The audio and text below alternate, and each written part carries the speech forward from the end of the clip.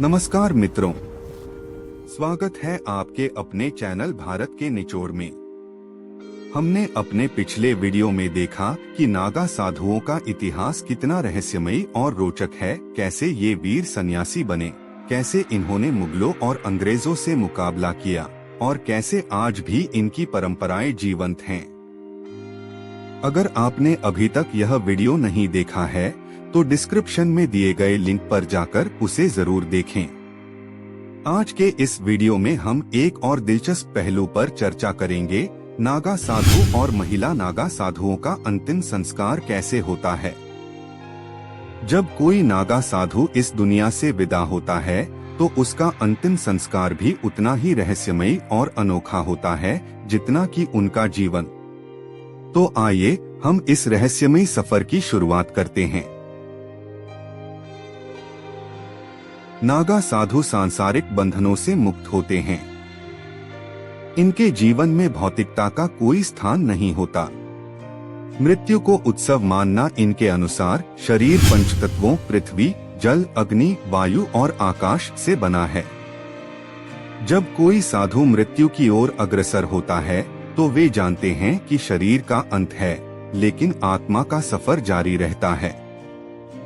मृत्यु को वे एक नए अध्याय की शुरुआत मानते हैं। साधना का चरम साधना के उच्च स्तर पर पहुंच चुके नागा साधु अक्सर अपनी मृत्यु को पूर्वाभास के रूप में अनुभव करते हैं और अपने शिष्यों को चेतावनी देते हैं। यह उन्हें तैयार करने का एक तरीका होता है ताकि उनका अंतिम संस्कार भी एक उच्च आध्यात्मिक अनुभव में परिवर्तित हो सके। जल समाधि। यदि साधु पवित्र नदियों जैसे गंगा, नर्मदा या यमुना के पास निवास करते हैं तो उनकी अंतिम यात्रा में जल समाधि का महत्व बहुत अधिक होता है। साधु के शरीर को चंदन, तुलसी और अन्य जड़ी बूटियों से सजाया जाता है। फिर इसे नदी में प्रवाहित कर दिया जाता है। माना जाता है कि पवित्र जल के स्पर्श से साधु की आत्मा को शीघ्र मोक्ष मिलता है। जल के माध्यम से साधु अपने शरीर से विदाई लेते हैं और पानी में विलीन होकर परमात्मा में लीन हो जाते हैं।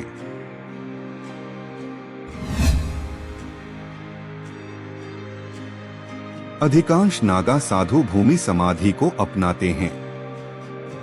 यह प्रक्रिया उन्हें पृथ्वी के साथ एक गहरा संबंध महसूस कराती है। मृत्यु के पश्चात साधु के शरीर को ध्यान मुद्रा में बैठाया जाता है। समाधि स्थल पर चंदन, कपूर और गंगाजल का छिड़काव किया जाता है। कभी कभी समाधि को पवित्र प्रतीकों और मंत्रों से सजाया जाता है। भूमि समाधि यह दर्शाती है कि साधु का शरीर अब पृथ्वी में विलीन हो गया है और यह प्रक्रिया आत्मा की शांति और मुक्ति की दिशा में एक कदम होती है।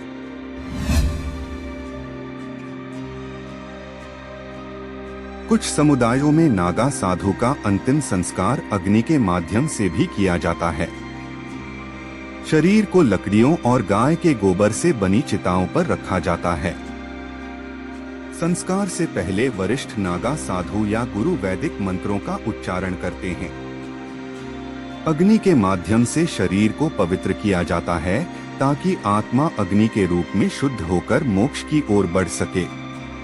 अग्नि संस्कार को आत्मा के पुनर्जन्म और शुद्धिकरण का प्रतीक माना जाता है।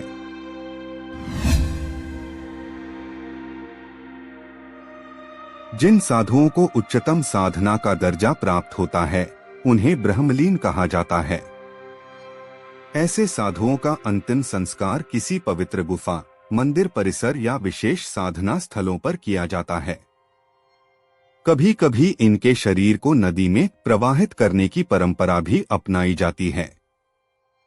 यह प्रक्रिया उनके अद्वितीय साधनात्मक स्तर और आध्यात्मिक उन्नति को दर्शाती है।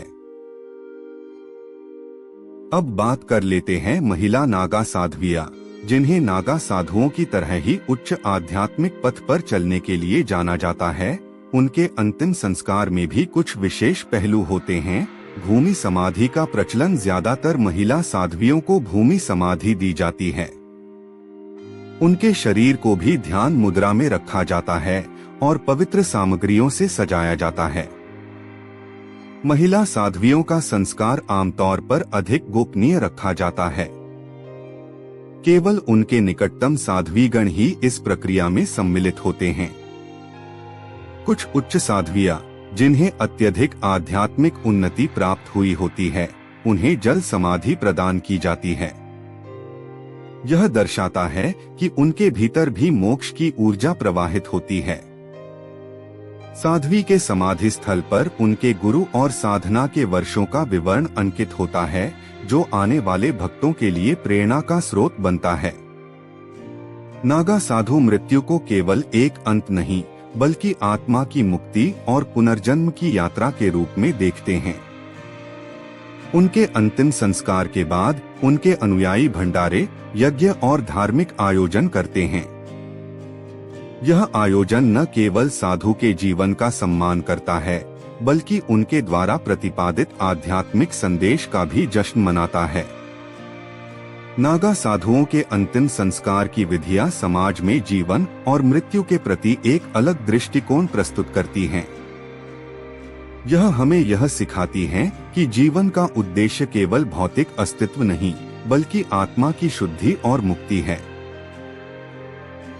आज हमने जाना कि नागा साधु और महिला नागा साधुओं का अंतिम संस्कार किस प्रकार से किया जाता है। यह संस्कार न केवल एक पारंपरिक विदाई की प्रक्रिया है, बल्कि साधना, आध्यात्मिक उन्नति और आत्मा की मुक्ति का अंतिम अध्याय भी है। नागा साधुओं का यह अनूठा संस्कार हमें याद दिलाता है कि जीवन और मृत्यु दोनों ही प्रकृति के एक अनिवार्य चक्र का हिस्सा हैं। उनके द्वारा अपनाई गई यह परंपरा हमें यह प्रेरणा देती है कि हमें भी अपने जीवन में आध्यात्मिकता को महत्व देना चाहिए और भौतिकता से ऊपर उठकर आत्मा की शुद्धि की ओर अग्रसर होना चाहिए। दोस्तों, हमें यह बताते हुए बेहद खुशी हो रही है कि हमारे वीडियो राम वन गमन मार्ग ने 1 मिलियन व्यूज का शानदार आंकड़ा पार कर लिया है। यह सब आपके प्यार और समर्थन की वजह से संभव हुआ है। अगर आपने अब तक इस ऐतिहासिक वीडियो को नहीं देखा है, तो अभी डिस्क्रिप्शन में दिए गए लिंक पर जाएं और जानें कि भगवान श्री राम ने वनवास के दौरान कौन कौन से स्थानों की यात्रा की थी। आपका समर्थन ही हमें और बेहतर रिसर्च और वीडियो बनाने की प्रेरणा देता है। जुड़े रहिए हमारे साथ और इतिहास के अनसुने पहलुओं को जानने के लिए चैनल भारत के निचोड़ के साथ। दोस्तों, अगर आपको यह वीडियो पसंद आया हो तो कृपया लाइक करें, चैनल भारत के निचोड़ को सब्सक्राइब करें और अपने विचार कमेंट बॉक्स में साझा करें। साथ ही अगर आपने हमारे पिछले वीडियो को नहीं देखा है तो डिस्क्रिप्शन में दिए गए लिंक पर जरूर जाएं। जय श्री राम, जय महाकाल, धन्यवाद, जय हिंद।